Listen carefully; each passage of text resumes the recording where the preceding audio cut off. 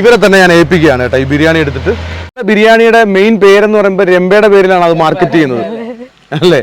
എൻ്റെ അമ്മയ്ക്ക് ഒരു വയ്യാഴിക വന്നു. അങ്ങനെ അമ്മയെ കൊണ്ട് ഹോസ്പിറ്റലിലൊക്കെ പോകാൻ കാരണം എൻ്റെ ജോലി നഷ്ടപ്പെട്ട് ഒരു സാമ്പത്തികമായിട്ടുള്ള ഒരു ഇതായിട്ട് എനിക്ക് തോന്നി. ഈ ബിരിയാണി ഭക്ഷണം കഴിക്കാൻ ബുദ്ധിമുട്ടുന്നവർക്ക് ഭക്ഷണം കൊടുക്കുന്ന മനസ്സുള്ളവരാണ് കേട്ടോ. അപ്പോൾ അവർക്കറിയാം അത് അർഹിക്കുന്ന ആരൊക്കെയാണെന്നല്ലേ. അപ്പോൾ അവിടെ തന്നെ അവരെത്തിക്കും. അപ്പോൾ അതിൻ്റെ എത്ര രൂപയാണ്? 500 രൂപ. ഓക്കെ. ഹായ്, നമസ്കാരം. ഇതേണ്ട ഒരു അടിച്ചുപൊളി ബിരിയാണിയുടെ വിശേഷമാണ് നിങ്ങൾക്ക് പരിചയപ്പെടുന്നത് കേട്ടോ. രംബയിലിട്ട ബിരിയാണി. ഞാനിപ്പോൾ ഉള്ളത് ആലപ്പുഴ ജില്ലയിൽ കായംകുളം എരുവയിലാണ്. അപ്പം എരുവയിൽ ഇരിക്കുന്ന ബിരിയാണി ഉണ്ടല്ലേ, രംബയിലേക്ക് ഇട്ടിട്ടുള്ള അടിപൊളി ഒരു ബിരിയാണിയാണ്. അതിന്റെ വിശേഷമാണ് നിങ്ങൾക്കായിട്ട് പരിചയപ്പെടുന്നത്. നമ്മുടെ ബിരിയാണിക്ക് ഒരു പ്രത്യേകത ഉണ്ടല്ലേ, എന്താണ്? രംബ. അതെന്താ രംബയിലിട്ട ബിരിയാണി? കൊല്ലം കഴിഞ്ഞ് കഴിഞ്ഞാൽ അങ്ങോട്ടേ കൊല്ലത്തൂന്ന് തെക്കോട്ട് തിരുവനന്തപുരം ആ ഭാഗമൊക്കെ ബിരിയാണിക്കകത്ത് ചേർക്കുന്ന ഇലയാ ഈ രംബയില. ബിരിയാണി കൈതാന്നും പറയും. ഇങ്ങോട്ടുള്ളവരൊന്നും അധികം യൂസ് ചെയ്യുന്നില്ല. അപ്പൊ നമ്മുടെ ബിരിയാണിയുടെ മെയിൻ പേരെന്ന് പറയുമ്പോൾ രംബയുടെ പേരിലാണ് അത് മാർക്കറ്റ് ചെയ്യുന്നത് അല്ലേ? നിങ്ങൾ ഈ ബിരിയാണിയുടെ പരിപാടി തുടങ്ങിയിട്ട് എത്ര നാളായി? ഒരു 6 മാസത്തിനുള്ളിലായി. കച്ചവടത്തിലോട്ട് ഇറങ്ങാനുള്ള സാഹചര്യം എൻ്റെ അമ്മയ്ക്ക് ഒരു വയ്യാഴിക വന്നു. അങ്ങനെ അമ്മയെ കൊണ്ട് ഹോസ്പിറ്റലിലൊക്കെ പോകാൻ കാരണം എൻ്റെ ജോലി നഷ്ടപ്പെട്ട്. അങ്ങനെ ഹസ്ബൻഡ് ഡ്രൈവറായിരുന്നു.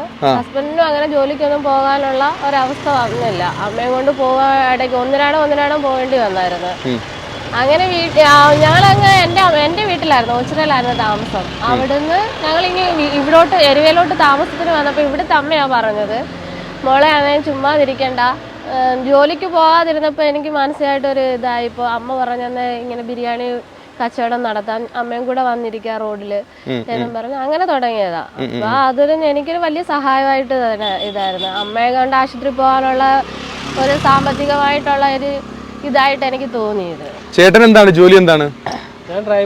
ഡ്രൈവറാണ്. ആ ബാക്കിയിരിക്കുന്ന ബോർഡൊക്കെ ചെയ്തിരിക്കുന്ന ചേട്ടനാണല്ലേ? അടിപൊളിയായിട്ടുണ്ട് കേട്ടോ ആ ബോർഡ്, എനിക്ക് ഭയങ്കര ഇഷ്ടപ്പെട്ടു. ഞാൻ തന്നെ വീട്ടിൽ ചെയ്തയാ. അപ്പം നമ്മള് എത്ര മണിയാകുമ്പം ഈ ബിരിയാണിയുടെ കാര്യങ്ങളൊക്കെ ചെയ്തു തുടങ്ങും? ഒരു 6 മണി 6:30 ആകുമ്പോൾ സ്റ്റാർട്ട് ചെയ്യും.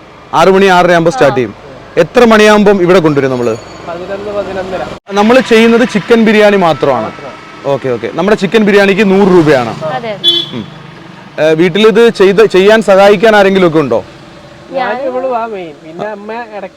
അമ്മയ്ക്കും വയ്യാത്തയാ വീട്ടിലെ. അമ്മയെ സഹായിക്കാറുണ്ട്. നമ്മൾ ഇരിക്കുന്ന ഈ കറക്റ്റ് സ്ഥലം എവിടെയാണെന്ന് പറയാമോ? അമ്പലത്തിന് കിഴക്കോട്ട് വരുമ്പോ റാവുത്തർ മുക്ക് ജംഗ്ഷൻ. എന്താ ഇവിടെ റാവുത്തർ മുക്ക് എന്ന് പറയാൻ കാരണം? ഇവിടെ റാവുത്തർമാരെങ്കിലും ഉണ്ടായിരുന്നു? ആണല്ലേ, അങ്ങനെയാണ്. അപ്പൊ ഇന്ന് എത്രത്തോളം ബിരിയാണി കൊണ്ടുവന്നു? 30 ബിരിയാണി. ഒരു ദിവസം എത്രത്തോളം കരുതും? 30-35. ഇപ്പൊ ഇടയ്ക്ക് ചില ദിവസമൊക്കെ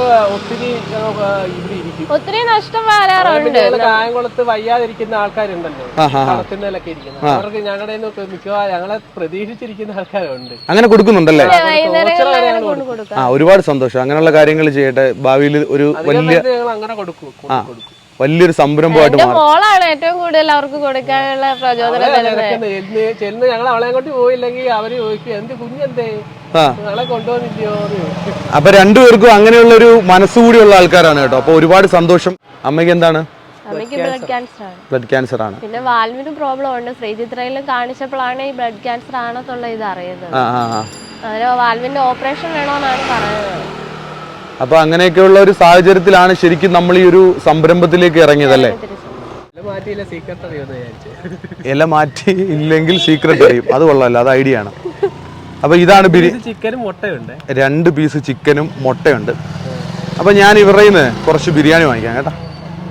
ബിരിയാണി വാങ്ങിച്ചിട്ട് നിങ്ങളെ തന്നെ വന്നു കഴിഞ്ഞാൽ നിങ്ങൾ ഇവിടെ എവിടെയെങ്കിലും കൊണ്ടുവെക്കും. ആ ഭക്ഷണം കഴിക്കാത്തവർക്ക് കൊടുക്കാവോ?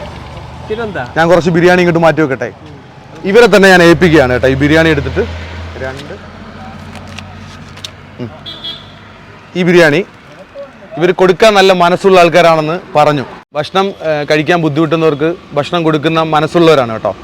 അപ്പോൾ അവർക്കറിയാം അത് അർഹിക്കുന്ന ആരൊക്കെയാണെന്നല്ലേ. അപ്പോൾ അവിടെ തന്നെ അവരെത്തിക്കും. അപ്പോൾ അതിൻ്റെ എത്ര രൂപയാണ്? 500 രൂപ. ഓക്കെ. ബിരിയാണി വാങ്ങിച്ച് ബിരിയാണി അവരെ തന്നെ ഏൽപ്പിച്ചിട്ടുണ്ട് കേട്ടോ.